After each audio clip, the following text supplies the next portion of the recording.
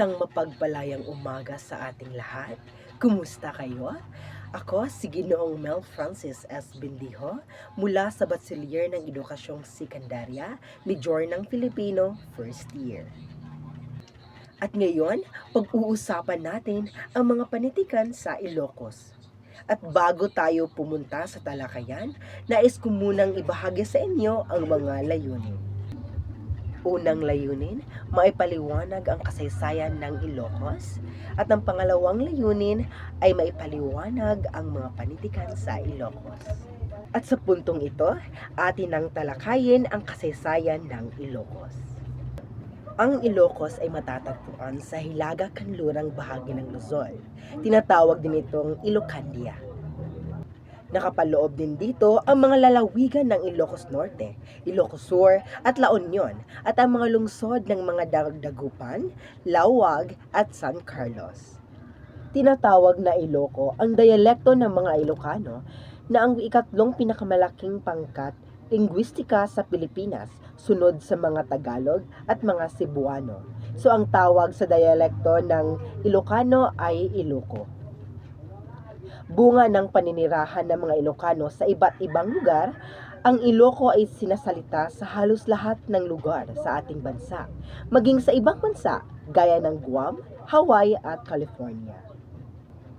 Ayon sa ilang scholar, ang Iloco ay dating tinatawag na Samtuy, isang kontraksyon ng pariralang Saumi.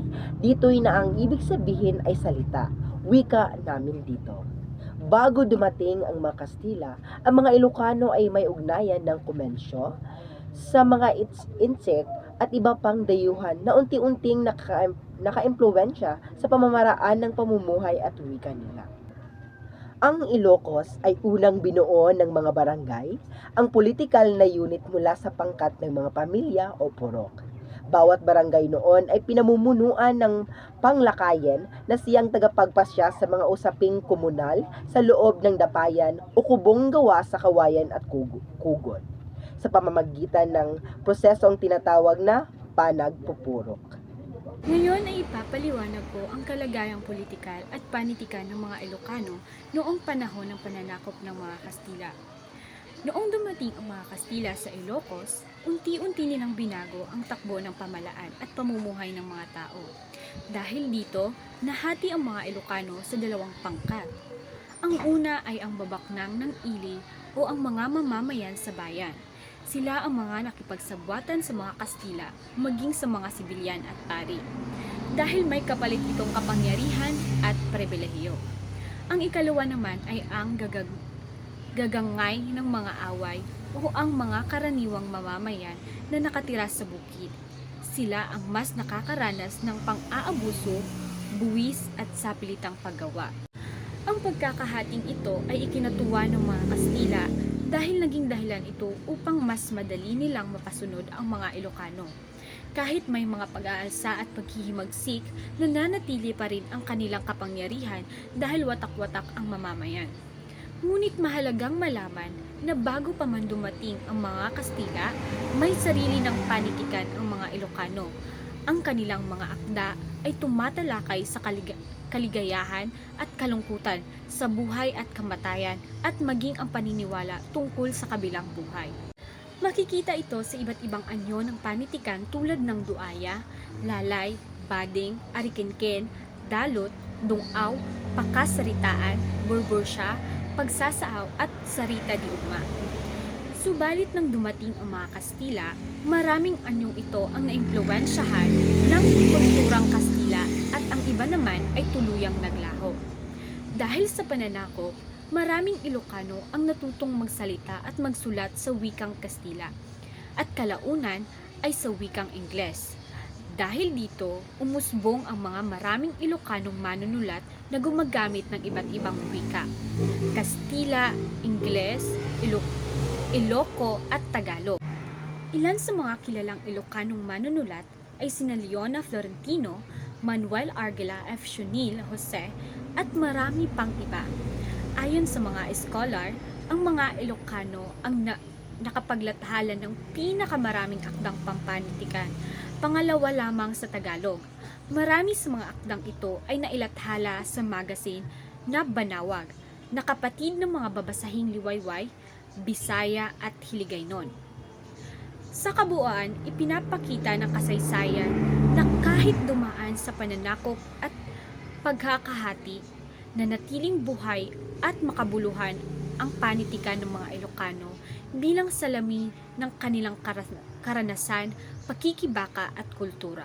Ang Naraniag Abulan ay isang kantahing bayan ng mga Ilocano. Ang bulan o buwan sa tula ay hindi lang bagay sa langit, kundi simbolo ng pag-asa at liwanag. Sa unang bahagi ng tula, ang persona ay nakikiusap sa buwan. Sinasabi niya na ang kanyang mundo ay madilim at malungkot, kaya hinihiling niya na sana'y liwanagan ito ng buwan upang hindi siya mawala ng pag-asa. Makikita rin dito ang lungkot dahil sa paglimot ng minamahal. Dahil sa sakit, nasabi ng persona na mas pipiliin pa niya ang kamatayan kesa sa mabuhay ng walang pag-ibig. Sa kabuuan, ang tulang ito ay nagpapakita na ang buwan ay takbuhan ng damdamin. Ang pag-ibig ay nagbibigay liwanag at kapag nawala ito, napakalalim ng sakit. Pangalawa, ang Nalpay Anam Nama ay isang tulang Ilocano na tumatalakay sa bigong pag-asa sa pag-ibig. Sa tula, pinapakita ng persona na napakasaya sana ng buhay kung may nagmamahal sa atin dahil may karamay tayo sa hirap at sakit. Ngunit sa kanyang karanasan ay hindi iyon nangyari. Inamin ng persona na ang kanyang kapalaran ay mabigat at masakit. At kahit magmahal siya, wala siyang kasiguraduhan na mamahalin din siya pabalik. May bahagi ng tula na nagpapakita ng panghihinayang sa buhay at pakiramdam niya ay mas mabuti pang hindi siya isinilang. Ngunit kahit gusto niya ipaliwanag ang kanyang nararamdaman, hindi siya makapagsalita dahil alam niyang pagtanggi lamang ang matatanggap niya. Sa huli, ipinakita ng tula na ang pag-ibig ay maaaring maging pinagmulan ng ligaya, ngunit maaari rin itong maging dahilan ng matinding sakit. Ang Bigong Pag-asa ay salin sa Filipino ng Nalpay Anam Nama. Pareho ang mensahe ng dalawa, ngunit mas madali maunawaan kasi Filipino ang kanyang wikang ginamit. Dito mas malinaw na naipakita ang pagnanais na mahalin, pagdurusang dulot na hindi masusukli ang pag-ibig at ang sakripisyo ng persona para sa minamahal.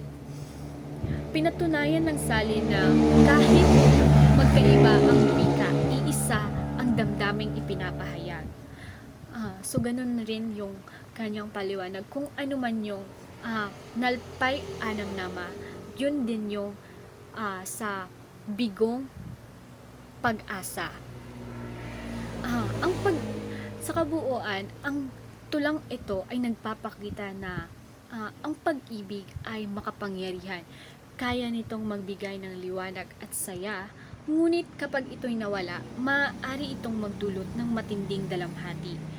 Ang mga tula ay salamin ng totoong damdamin ng tao, lalo na sa usapin ng pag-ibig at pag-asa. Rabi ni Benjamin M. Pascual. Ang rabi o gabi ay isang masining na paglalarawan sa katahimikan at misteryong hatid ng gabi sa pananaw ng isang Ilocano. Sa akdang ito, ginagamit ni Pascual ang gabi hindi lamang bilang oras ng pagpapahinga, kundi bilang isang lunsaran ng malalim na refleksyon at pag-iisa. Pinapakita nito ang husay ng Makata sa paggamit ng mga imaheng natural upang ipakita ang koneksyon ng tao sa kanyang kapaligiran. Oda sa Gabi, salin ni Rolando A. Bernales. Bagamat ito ay isang salin, ang Oda sa Gabi ay nananatiling isang pagpupugay sa kagandahan at kapangyarihan ng kadiliman. Isang pagpupugay sa kagandahan at kapangyarihan ng kadiliman. Ang anyong Oda ay nagpapahayag ng mataas na uri ng paghanga. Dito, Ang gabi ay binibigyang buhay bilang isang saksi sa mga lihim, pangarap at pahinga ng sangkatauhan. Layunin nitong ipabatid na mayroong ganda at katahimikan matatagpuan sa likod ng dilim na madalas nating kinatatakutan. Ang panghuli ay ang Neneng Ueno na untaluga dingan pigsa nga ayat ni Mena Pekson Crisologo. Ito ay isang bahagi ng dulang zarzuela, Neneng o pinagpalang kapangyarihan ng pag-ibig. Ang akdang ito ay tumatalakay sa temang romantiko at moralidad na nagpapakita kung paano na nagiging gabay at lakas ang pag-ibig sa pagharap ng mga pagsubok ng lipunan. Bilang isa sa mga tanyag na mandudula ng Ilocos, ginagamit ni Crisologo ang kwento ni Neneng upang itampok ang mga tradisyonal na pagpapahalagang Ilocano at ang wagas na katapatan sa sinisinta. At dito nagtatapos ang ating talakayan. Maraming salamat.